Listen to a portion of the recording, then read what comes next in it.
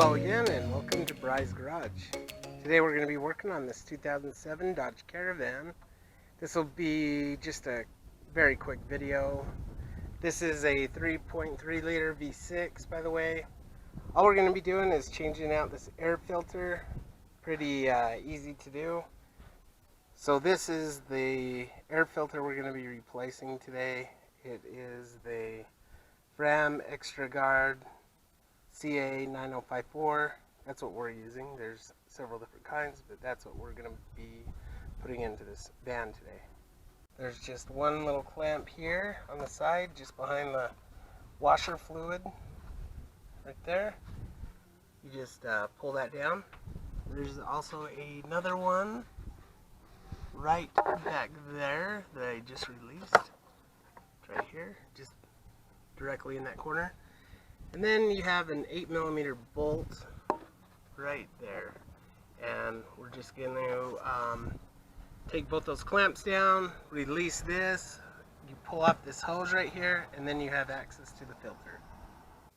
Okay, so once the clamps, the two clamps and the bolt has been removed and you slide the hose out of the way, this air filter housing just kind of picks up and slides on over, and there's our air filter. As you can see, it desperately needed to be changed. We're going to pick it up and we're going to throw it away. There we go. Here's our new air filter. We're going to put this in, but before that we're going to clean that out, the bottom of the air filter housing, and then we are going to put in our new air filter. It's pretty much that easy, and then button everything back up. Okay, so I cleaned this all out of the bottom of the air box. Now I'm just going to reassemble this by simply putting this on the top, putting the hose back on, tightening up, and putting on the two clamps, and that's pretty much it. Okay, so our two clamps are on. The hose is back on.